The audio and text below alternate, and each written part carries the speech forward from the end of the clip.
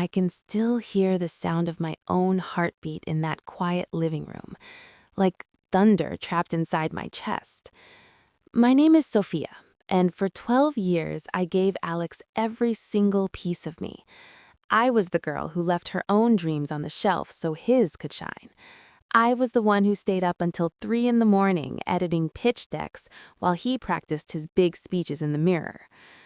I was the one who smiled through every investor dinner, every late night at the office, every time he said, "Babe, just a little longer and we'll have it all."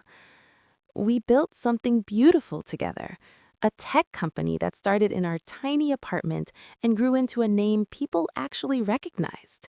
I handled the heart of it, the team culture, the client relationships, the late night ideas that actually worked. Alex was the face, the charming the one everyone wanted to be around. And I loved him. God, I loved him so much it hurt. Until the night he walked in, dropped a thin envelope on the coffee table, and looked at me like I was a stranger. Inside were divorce papers and a single-page settlement offer. My share? A tiny fraction of everything we built, barely enough to cover rent for a year. I stared at the numbers, tears blurring the ink, and whispered, "Alex, after everything?" He didn't even blink. He just sighed, like I was being dramatic, and said the words that broke what was left of my heart. "Don't complain. This is all you're getting." He said it so casually, like he was handing me yesterday's leftovers. Then he turned and walked out, leaving me standing there in the home we once called ours, shattered in a way I didn't know was possible. I didn't scream, I didn't throw anything. I just sank to the floor and let the tears fall, because I realized in that moment the man I had loved with my whole soul had already left me long before he handed me those papers. But what I didn't know that night was that his words would become the very thing that woke me up. The days after that moment blurred into a fog of pain I never want to relive. I would wake up and reach for him out of habit, only to remember he wasn't there anymore. The bed felt too big. The house felt too empty. Every photo on the wall felt like a lie. I kept replaying his words on loop. "Don't complain. This is all you're getting." And each time they cut deeper. How could the same man who once cried when I walked down the aisle now look at me like I was nothing? Then the pieces started falling into place. Late nights that weren't about work. The way he guarded his phone like it held state secrets. The perfume on his shirts that wasn't mine. I didn't want to believe it, but my heart already knew. One quiet afternoon, while he was at the office celebrating some new deal, I opened his laptop. There they were. Messages, photos, hotel bookings. The other woman wasn't even a stranger.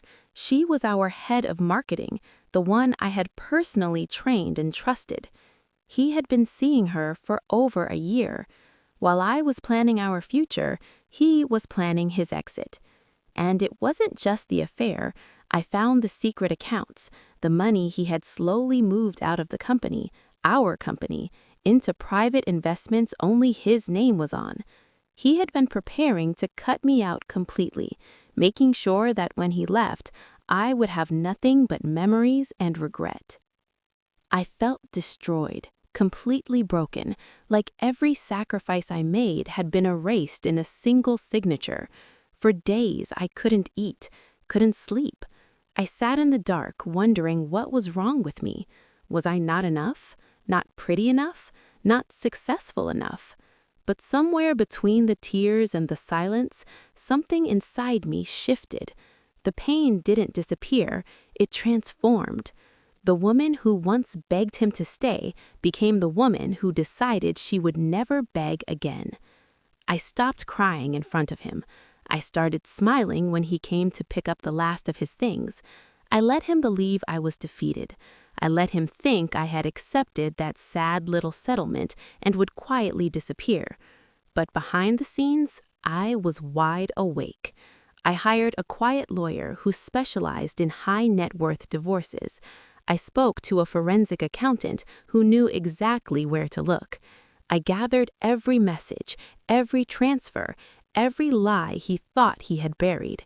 I worked in silence, late into the night, while he posted happy photos with her on social media, already rewriting our story. He thought he had won. He had no idea I was just getting started. 2 months later, Alex called a big company gala.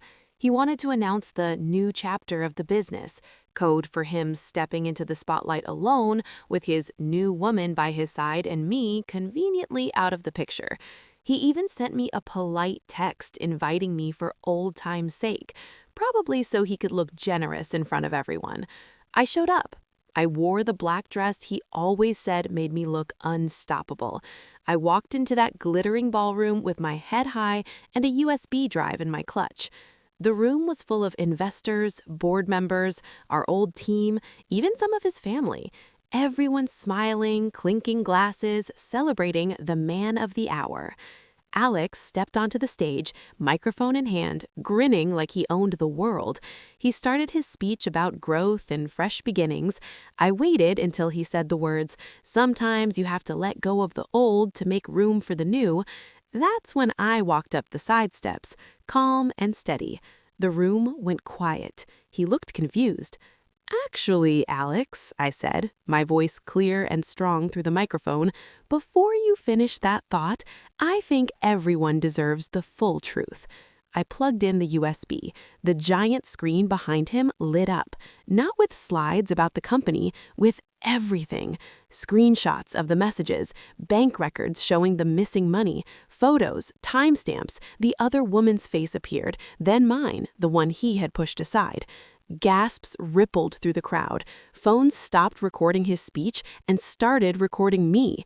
His face went pale. The investors froze. His mother covered her mouth. The woman he had chosen looked like she wanted the floor to swallow her whole. He tried to speak, but no words came out. For the first time in his life, Alex had nothing clever to say. Security didn't even need to escort him. The board asked him to step down immediately. The investors pulled their funding the next morning. Within weeks, the settlement offer he had forced on me was torn up and replaced with something fair, more than fair. But the real victory wasn't the money. It was the moment I walked out of that ballroom without looking back. I didn't need to destroy him. I just needed to stop letting him destroy me. Today, I run my own small consulting firm. I help women who feel invisible find their voice again. And every night when I close my eyes, I no longer hear his cruel words. I hear my own, soft, steady, and unbreakable. This is all you're getting, and it's more than enough.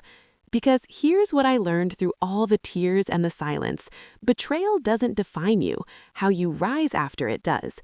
Never let anyone convince you that your worth fits inside a cheap envelope. You are so much more. And when you finally choose yourself, the whole world feels it. I'm Sophia, and I'm finally free.